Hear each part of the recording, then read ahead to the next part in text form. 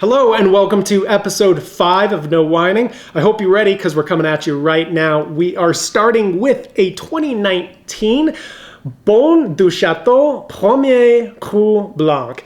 And this is about a $50 bottle of wine, so we're hoping that she does not disappoint. We shall find out here shortly. All right, the producer on this is Bouchard Père Fils, and this is a white Burgundy wine, i.e. a Chardonnay. All right, this is hailing from the region of Côte de Beaune in the southern part of the Côte d'Or.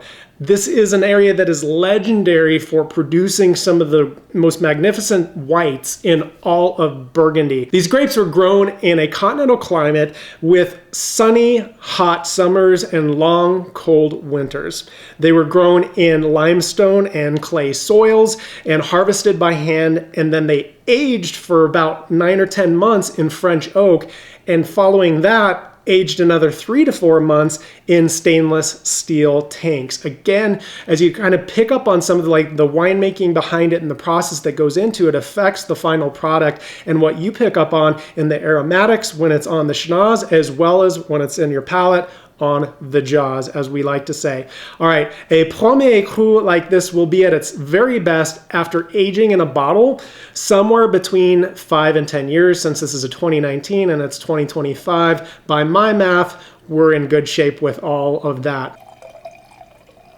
Before we try this on the schnoz, let's talk about something really interesting. That is the difference between orthonasal and retronasal olfaction. Orthonasal is the direct route. That's when we smell and the aromas come in through our nostrils and come into our nasal cavity. Again, our smell is so important because that's really where we get all the wonderful flavors from, whether it's enjoying wine, whether it's enjoying food. That's where you pick up on all the different floral patterns and the different fruit flavors and the oak and the earth notes, all of it, right? It's really the magic happens in the nose. So I always tell people, try it on the schnoz before on the jaws. That's really important. Now, retronasal olfaction happens after you take a sip because some of those aromas are going to come back up and into your nasal cavity, but it's through an indirect route because it's coming in through your mouth. All right, let's get into this. Okay, this is a pale gold color.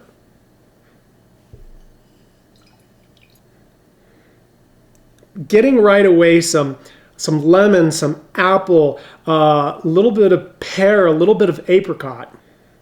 Also getting some vanilla, definitely some butter and some toast. And those things go together really well. Okay, let's try her on the jaws. That is delicious. I am very happy with it. Let me break it down a little bit. In terms of flavors, the butter is coming through, the lemon is still coming through. It's interesting though because it's a little bit more of a tart lemon now that it's on the palate. This is definitely a dry wine, pretty high alcohol, probably around 14%, high acidity. I am really, really, really enjoying this. I'm gonna take another sip if you don't mind. This has a big, refreshing body, strong acidity, and a nice long citrus and buttery finish that is just, delicious. I love this. So wine number 1 has come through for us big time. Let's see how we do with wine number 2. This is a 2020 Châteauneuf du Pape. This is also a $50 bottle of wine, so we hope that she does not disappoint either. This is from producer Domaine de la Solitude from Famille Lancon. All right, the varietals inside of this, and by the way, I try to get the pronunciation right because this is edutainment. And so I'm really working hard to do my best version of how you should say these things, but please give me a little bit of license and forgiveness here because I'm definitely not going to nail all of it, which you have no doubt already noticed. Okay, on with the show. The grape varietals in this are 60% Grenache, 15% Syrah, 10% Mourvèdre, 10% Sanso, and 5% Counoise. This is coming from the region, of course, of Châteauneuf du Pape, and this is in the southern Rhône Valley. This comes out of a warm Mediterranean climate with hot summers and mild winters. Hand-picked grapes grown in cobblestone and sandy soil. It was fermented with indigenous yeast and aged for 15 months in combination of large oak barrels and concrete vats. This was bottled with no filtration and no fining, so that's interesting, right? Because we might expect to see a little bit of cloudiness, or there might be some sediment at the bottom of the bottle.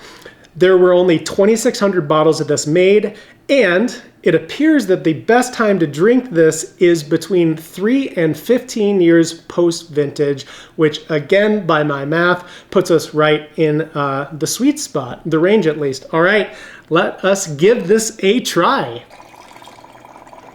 I'm going to call this a medium ruby color. It has a little bit of a garnet meniscus on it. First things I'm picking up is some strawberry. There's some red currant in there. There's some black plum. Also getting some violet notes, which is really nice, and a little bit of vanilla as well. Now let us try it on the jaws. Look at those legs. All right. Yeah, probably about 14.5% alcohol. Let's just check that right now. 14.5% alcohol has been confirmed. Okay, here we go. The body on this is pretty big. Again, it's got like medium plus alcohol, probably medium in terms of acidity. I'd say it's definitely a dry wine. The strawberries coming through. It's also coming through with the plum again, as well as a little bit of earth.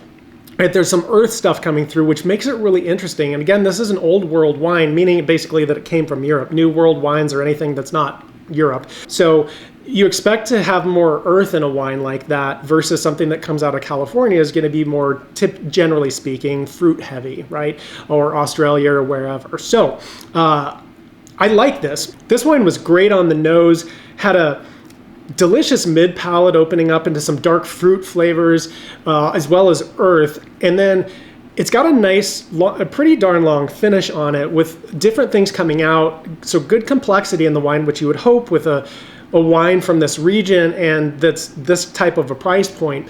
But the finish of the finish is actually tobacco, which is really nice. I will say, out of these two wines, I have got to give the edge to the White Burgundy. This was just superior in my opinion. It was such a delightful wine. Just everything about it was just like nice, full-bodied, creamy. It's got great acidity, but then it's smooth too. So really delightful.